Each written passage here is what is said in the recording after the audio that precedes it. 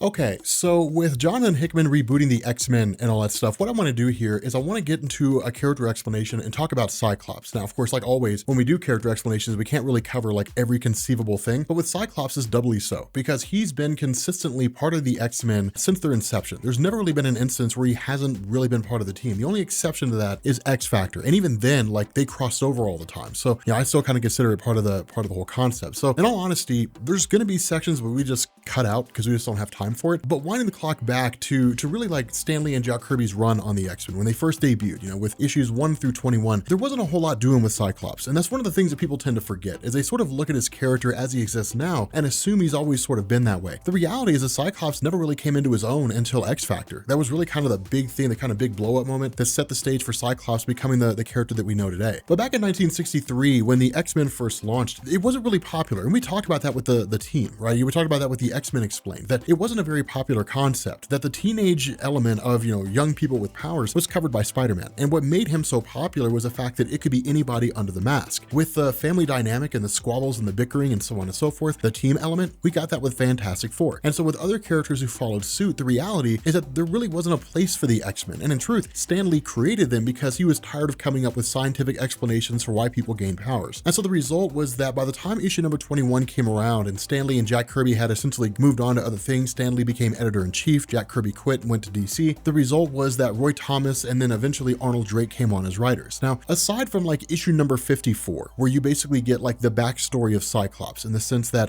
he and his brother Havoc, who was introduced in the same story, they basically encounter each other, and you get this whole story where essentially Cyclops and his brother were thrown from a burning plane by their parents, and they believe their parents had died in a plane crash. Aside from that, there weren't really huge elements. Instead, what a lot of these stories did, with Roy Thomas kind of picking up the slack and trying to salvage the title, Arnold Drake continuing that trend, you basically have more of like a character element of Cyclops, which is to say what he was about and what he stood for. When he first appeared in X-Men #1, we got this kind of feeling that he was like a big brother. By the time we got to Roy Thomas's run, that had continued on, and then Arnold Drake, and then of course so on and so forth. But the reality is that for the love that blossomed between Cyclops and Jean, which was a huge part of their characters, it really came out of the fact that Jean was a damsel in distress, right? Always needed help, being saved and things along those lines. And so Cyclops always sort of being there to rescue her ultimately led to the two of them engaging in a romance. And so the result was that by 1975, when Giant Size X-Men came around, everything was essentially changing. And again, we talked about this in the X-Men Explained, that when it came to the reader base of Marvel, people didn't really want to see the traditional pretty white kids with problems kind of story. They wanted a more dynamic and more diverse representation in the comic book landscape. And so that's the reason why you saw with Giant Size X-Men #1 from Len Wein, a multicultural, diverse set of X-Men, because at the end of the day, people wanted better readership. We were coming out of the civil rights movement, we were coming out of the feminist movement, and so there was really more of a role to play for characters that you wouldn't normally see in stories. Now, for his part in this particular event, because Cyclops had kind of been the face of the X-Men up to that point, the result was that when the story picked up, you ended up having this scenario where Cyclops arrived, he basically told Charles Xavier the mission to Krakoa was a failure. You ended up learning that Krakoa was basically this signal of sorts that Xavier had picked up on and sent the original X-Men to go investigate, all of whom were captured. And so of course Professor X formed a new team with Colossus and Nightcrawler and Storm and Wolverine and so on, and that led to them going to Krakoa and then rescuing the original X-Men. And so because of that, when this new team basically came together, that took place in Uncanny X-Men issue number 94. Now to explain that for a second, by the time issue number 63 came around from Marvel, from simply just X-Men issue number 63, the result was that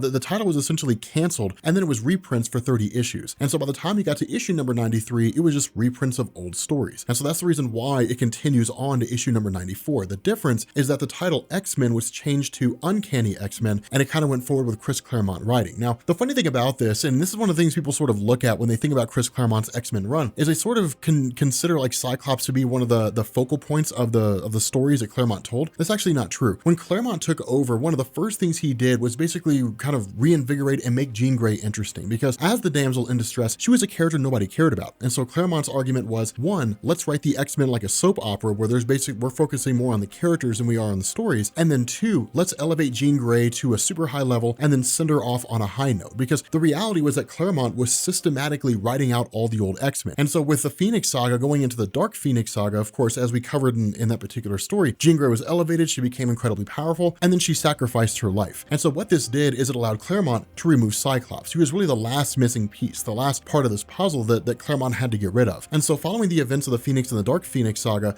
because of the fact that Cyclops' Cyclops' parents had owned a fishing company based out of Anchorage, Alaska. That's where he went to. And so what you got wasn't really backup features, it was more side stories in the Uncanny X-Men, where Cyclops was just kind of residing in Anchorage, Alaska, minding his own business, doing his own thing, and just sort of enjoying this time of peace and quiet. Now, that's when Chris Claremont began to sort of complicate things. And the reason why was because what this did is it led into the introduction of Madeline Pryor. Now, Madeline Pryor, at the time of her intro, we didn't really know anything about her. All we knew is that she was the spitting image of Jean Grey, that when Cyclops and his family had a family reunion of sorts, that this led to the introduction of Madeline, and then of course the two of them immediately hit it off. Now, what this does is this transitions forward, and then it jumps into the whole element of X Factor. But one thing that I do want to cover before we get too far is the love triangle between Cyclops, Wolverine, and Jean, because this was a huge part of his character. With Chris Claremont focusing on the character element as opposed to the storytelling element, introducing Wolverine as kind of like the bad boy, the mysterious bad boy nobody really knew anything about, versus Cyclops, who was, for the most part, kind of like the good soldier, right? I mean, he fought the good fight, and he was kind of like the Boy Scout of the team, the leader. He wasn't really a nice guy insofar as he let people walk all over him, but the fact that there was kind of a love triangle going on here introduced the possibility that Jean Grey may leave Cyclops and end up going with Wolverine. And at the time, that was a huge deal because of the fact that their love was just such an intricate part of their storytelling. To have that sort of abandoned, to have that walk away, which is entirely possible, would have been mind-blowing. But of course, as we know, that never really happened. I mean, Jean Grey kind of toyed with the idea of getting with Wolverine, but ultimately she never really did. She ended up staying with Cyclops. And so going into the launch of X Factor, originally this was done by Bob Layton. And this is kind of the funny thing about it, is because with Uncanny X-Men by Chris Claremont being so exceedingly popular through a combination of the readership, Marvel editorial, and really like Bob Layton himself, there was a desire to kind of see a return of the original X-Men. Because the question that was asked was, if Stan Lee and Jack Kirby launched the original team and it wasn't that popular, but we've now moved into a new age of storytelling that's a lot darker, a lot grittier, and so Bob Layton wanted to basically bring the entire team together. Now, for the characters of Iceman, Angel, and Beast, it was exceedingly easy. Just yank them off the teams they're on, throw them into the X Factor team, and you're done. With Cyclops and Jean Grey, it was a lot more complicated. Now, of course, Jean basically returned by way of the fact that it turned out the Phoenix, was never actually Jean. Instead, it was a Phoenix Force impersonating Jean. For Cyclops, it was a little more nuanced because he had basically moved on. In the Chris Claremont X-Men comics, he'd walked away. Like, he was done being an X-Man. He was finished with all that. He'd settled down. He was going to have a child with Madeline Pryor, who was pregnant. He was ready to kind of go off and do his own thing. And so what ended up happening is that within the first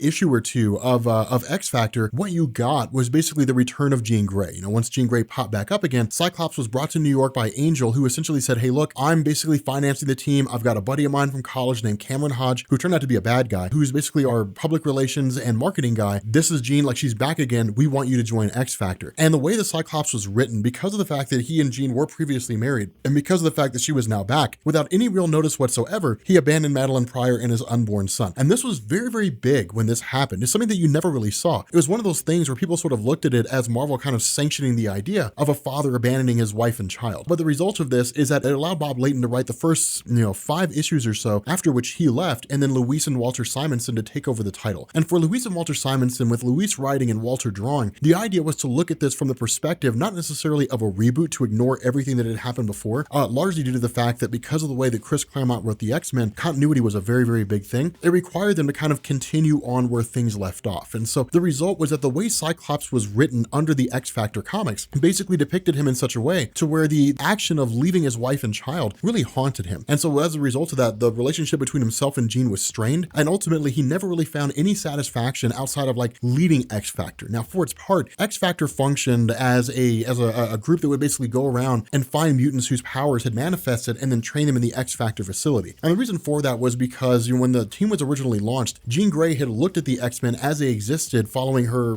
time in stasis in a cocoon in Jamaica Bay, and believed that they had basically strayed away from their path, that they weren't really the team that they were supposed to be, and that X Factor was essentially going to be better. And so the result of this is that over the course of the next few years, X Factor proves itself to be resoundingly successful. And in fact, there were 2 major stories that really came out of X Factor itself, as well as like crossovers, including like Mutant Massacre, things along those lines. Really kind of getting into the 2 of these things, they went by the stories Inferno and then X Factor Endgame. With Inferno, this really kind of followed up and really basically dealt with Madeline Pryor, right? Kind of way to just sort of write her out and kind of have her done with, go on and do her own thing, and then Marvel could do whatever they wanted. And then with X Factor Endgame, this was a way to deal with Nathan Summers, a way to deal with the character that would go on to become Cable. And so what you had is following Cyclops leaving Madeline. Madeline eventually sought out the X-Men. She spent time with them, and then ultimately felt abandoned by them, just like she did with Cyclops. And so the result is that she made a deal with a couple of demons, and then eventually just kind of gained all these crazy powers, and then led like this massive demonic invasion of New York City. Now, of course, ultimately she was defeated, but the big thing to come out of that in relation to Cyclops was the origin of Madeline. That basically somewhere along the line, the villain Mr. Sinister had come to the conclusion that if Cyclops and Jean ever had a child, that child would be absurdly powerful. And so in order to use that child as a means to destroy his creator, the villain Apocalypse, Madeline Pryor was cloned from the genes of Jean Grey, and then in turn sent to initiate a coupling with Cyclops. Now, when this happened, we didn't really get a whole lot of explanation in terms of how Sinister knew that Cyclops and Jean were going to have a powerful have a powerful child. That didn't come until 1991 with the Adventures of Cyclops and Phoenix, right? So that really kind of explained that whole backstory. That basically Cyclops and Jean Grey were time displaced. They met Mr. Sinister a couple hundred years before the modern day, and that's when he ended up realizing they would become incredibly powerful, or they would have an incredibly powerful child. Now, with the villain Apocalypse realizing what it was that Mr. Sinister wanted to do, this initiated the events of X-Factor Endgame. And this basically saw Apocalypse realizing that this child would be incredibly powerful and would make a perfect host for his body, for his essence. And so what Apocalypse did was send his forces, the Dark Riders, out to kidnap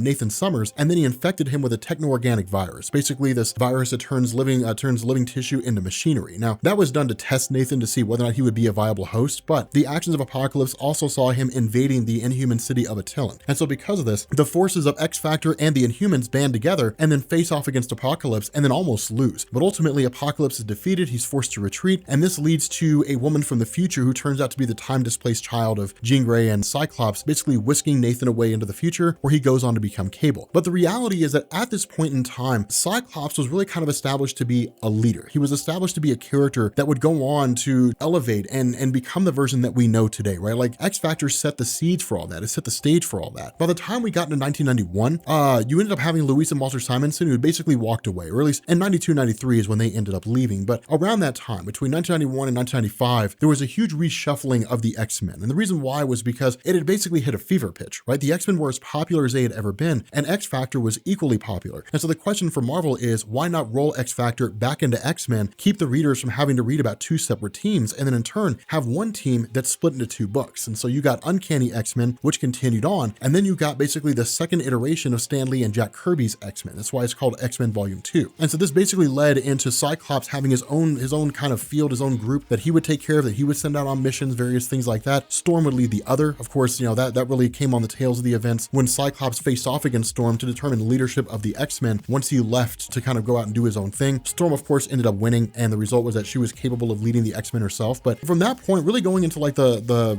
early to late 90s, the early to mid 90s and going into the late 1990s, this is when things began to change. Because for the most part, by the time we got to 1995, the big comic bust had happened, right? The comic book fan base had almost killed the comic book industry by just kind of buying up a whole bunch of different comics, or a whole bunch of comics, and then essentially tricking publishers into believing that there was a lot more popularity with comic books than there actually was. And so the result of this is that from 1995 running up until about 2003, 2004, there wasn't really any room to focus on Cyclops outside of him just kind of being there. You did get stories like the 12, which basically saw the villain Apocalypse gathering 12 particular mutants that represented different facets of power and then trying to channel their power into him. Ultimately, it didn't work, and instead the essence of Apocalypse went into Cyclops, and he just kind of walked around for a little while. By the mid 1990s, Emma Frost had basically walked away from being a villain and became a hero, and in fact led her own X-Men team called Generation X. There were a lot of things that were going on with regards to reshuffling the entire landscape. And so by the time you got into the early 2000s, you ended up having Joe Quesada come on as editor-in-chief, and Joe Quesada began to shift up a whole bunch of different things. For Cyclops in particular, this was of important note, especially coming out of the events of House of M. And the reason for this is that in the late 1990s, with Marvel struggling financially, their goal was to produce as many comics as they could, or produce the comics they had in the cheapest way possible. And so paying writers in-house rates was incredibly expensive. Paying artists in-house rates was incredibly expensive. And so that's why you ended up having Jimmy Palmiotti and Joe Quesada come in as event publications and basically say, hey, look, we have our own writers, we have our own artists, we'll produce these comics for a fraction of a price. You know, for the comics that aren't selling particularly well, you can keep those going, and we'll do it at a much cheaper rate. And so that's why you ended up getting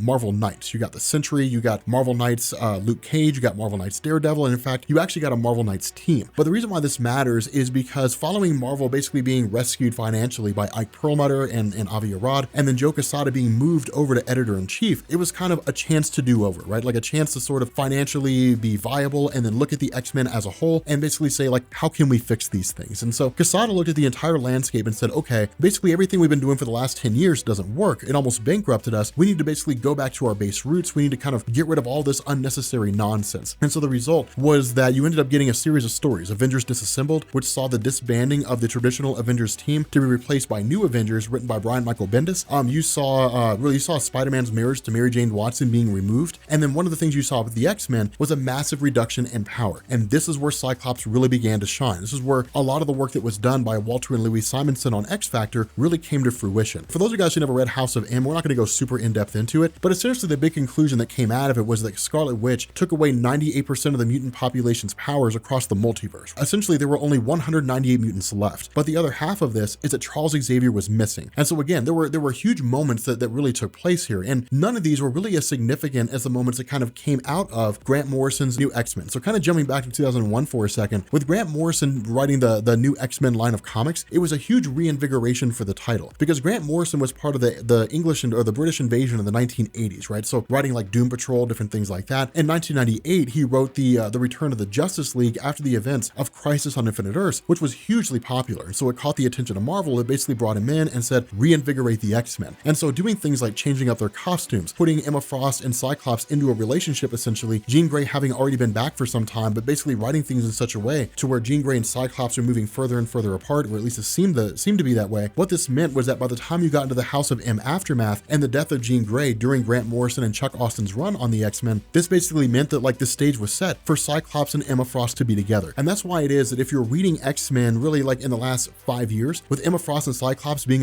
in a relationship, being together, that's where all that came from. It goes back almost 15 years, a little more than 15 years actually, probably closer to 18 or 19 years. And so because of that, the important thing that happened here was that with Charles Xavier missing after the events of House of M, it now fell upon Cyclops to gather together what was left of the X-Men and then basically keep them safe. And that's why things really began to shift for his character. The reason why I say that is when you go into the mid to late 2000s, it was a very, very fast-paced time for the X-Men. A lot was happening. One of the big things that really came out of the aftermath of House of M and the fact that only 198 mutants were left was the question from the fan base, are we ever going to see a proliferation of mutants again? Are we ever going to see a scenario where mutants begin to like rise in prominence yet again? And so following this, you had a whole bunch of people who were writing all kinds of different titles. But one of the big things that came out of this for Cyclops was the story of X-Men Deadly Genesis. Now, of course, X-Men Deadly Genesis was released back in 2006 and was written by Ed Brubaker. This essentially introduced the notion that during the original Giant Size X-Men #1, there was actually another X-Men team that nobody knew about. When the original X-Men were sent to Krakoa, before Cyclops came back, ultimately he had this sort of telepathic experience where all the X-Men seemed to have died. And so he formed a secret team, which consisted of like Darwin and Vulcan, the third Summers brother of Cyclops that we didn't know, Gabriel Summers, as well as a handful of others, all of whom appeared to have died in the entire conflict. Now, of course, we ended up learning that because Darwin can basically adapt, that what he did was kind of merge his life essence with Gabriel Summers and then keep him alive. But this was a huge kind of reveal for Cyclops, because what it did is it cast Charles Xavier in a whole new light, where Charles Xavier eventually returned after the events of House of M. The stance of Cyclops, as he was written between Ed Brubaker and others, was that he's been picking up the slack all this time. He's been the one running the team. Basically, Xavier can shove off, was really the overall tone that Cyclops had. This combined with the revelation that he had that there was a second X-Men team that nobody knew about, who were basically sent on a suicide mission, really cast Charles Xavier as being somewhat of a villain in the eyes of a lot of the X-Men. And that became important because with that happening, that kind of resentment that Cyclops felt, as well as sort of going through and becoming more and more extreme, becoming more in line with Magneto's views in terms of how the waters should be charted between humans and mutants, led eventually to Avengers versus X-Men when Cyclops killed Xavier. And so it's kind of a huge ongoing series of events that ultimately led to this. But with regards to the question following House of M of whether or not there would be a proliferation of mutants, Ed Brubaker wrote a story called Messiah Complex. And this dealt with the really like the return of Hope Summers, right? I'm sorry, the arrival of Hope Summers, the birth of her character, and the possibility from Cyclops' perspective that mutants could begin achieving numbers that were relative to where they were, or at least comparable to where they were before E is for Extinction, when 16 million of them were wiped out, as well as the House of M when the remaining 98% lost their powers. And so because of that,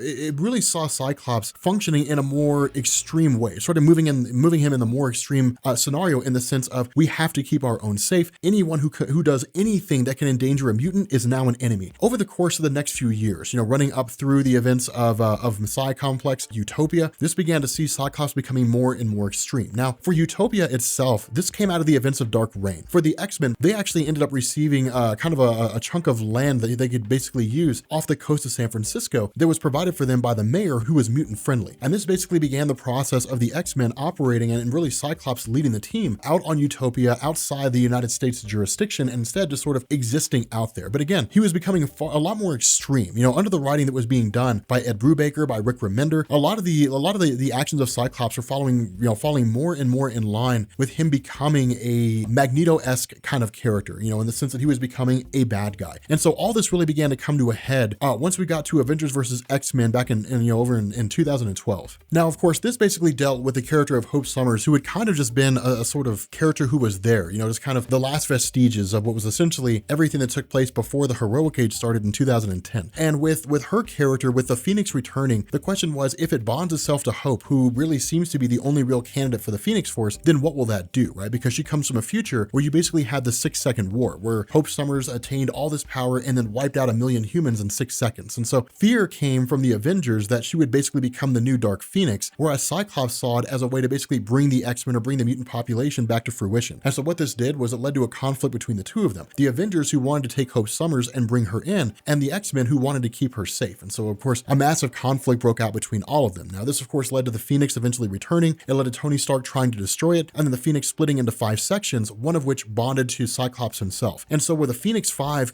turned Earth very much into a utopian landscape, this also ended up having Cyclops coming face to face with Charles Xavier. And with Cyclops becoming more and more extreme, with him becoming more and more radicalized, it basically came to Xavier telling him, you're not the person that I raised, right? You were like a son. You're not the X-Man that I remember. And Cyclops was essentially like, yes, I'm so much more. And Cyclops killed Charles Xavier. It was a huge shift, right? It really was like patricide. It was really like a child, like a son killing the father. And so the result of this is that Cyclops really crossed a line that he couldn't come back from. And so what it meant was that going forward, you ended up having events like Quentin Quire launching a revolution in the X-Men mansion. You ended up having the events of Schism, where you had Cyclops and Wolverine who just couldn't see eye to eye. Cyclops ended up taking some of the X-Men and keeping them for himself. And then Wolverine took other X-Men to what was now called the Jean Grey Institute of Higher Learning. And then basically, had his own X-Men team. The X-Men roster in a lot of ways was basically split. And a lot of it really came down to the actions of Cyclops. It came down to the things that he'd done, the kind of stunts that he'd pulled. And so as a result of this, by the time you got into the events of Secret Wars, you ended up having, of course, the collapse of the multiverse. And for the most part, Cyclops was kind of like, hey, look, we're doing our own thing here. We'll step in if things need to happen. But for the most part, we're doing our own X-Men thing. This led to him revealing that he had what was called a Phoenix egg, basically a fraction of the Phoenix Force, which he bonded to and then went forward throughout the events of Secret Wars. Now, he was killed very early on. He was killed within the first 3 issues of the story, so there wasn't really a whole lot doing for his character. Instead, once you came out of that and you went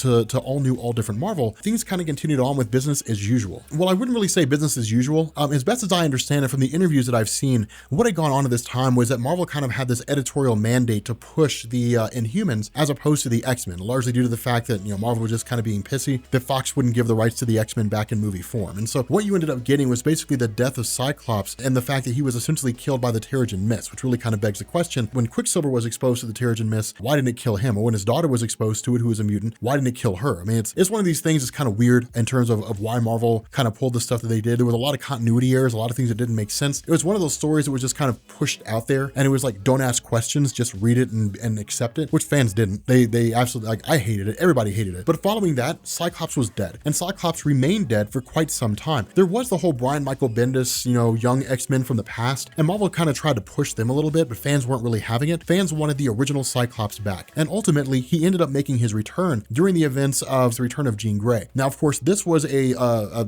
short series, but essentially it was that Jean Grey had already returned somewhere along the line, and that she was essentially using the power of the Phoenix unwittingly to create her own sort of pocket space, right? This little section in the world where everything was as she remembered it, insofar as the life when she was younger. She had this sort of peaceful scenario, and Cyclops was still very much alive. Now, while this wasn't really the tried and true Cyclops that we had come to remember, instead it was just kind of a facsimile that the Phoenix had created. What it did is it set the stage for the actual return of Cyclops in Uncanny X-Men Volume 5, Annual Number 1. And the reason why was because fans were ready to see him return, and Marvel was ready to bring him back, largely because the deal had already been worked out between Marvel and Fox. But basically, like, the X-Men were returning to prominence once again. And so with it being written by Ed Brisson, what you ended up getting was this sort of revelation that when Cyclops' facsimile was created by the Phoenix, that when Jean Grey ultimately chose to walk away from the Phoenix Force and to let the Phoenix kind of go out and do its own thing, the Phoenix had essentially placed a piece of itself inside of Cyclops Cyclops to resurrect him from the dead. And so with the help of Cable, who had returned from the future, albeit in a younger form, Cyclops ended up returning, ended up manifesting, and he's basically been back ever since. There's a lot to cover I mean, you're talking about a guy who's been around since 1963, right? So, you know, quite some time. He's been around for a long, long time. And of course, we couldn't really cover everything just because there's so much stuff to throw in. But I do kind of miss doing these character explanations. I really do miss, you know, running over all these things. With characters who don't have such a lengthy history, it would allow us to get a lot more in depth in terms of the meat and potatoes and focusing on like why writers did what they did and things like that. But with Cyclops, it's not really a possibility because there's just so much. But with that being said, guys, we're going to bring this video to an end. If you are new here to Comics Explained, make sure you guys hit the sub button to become part of the Rob Corps. If you guys enjoyed this video, make sure you drop a like, and I will catch you all later. Peace.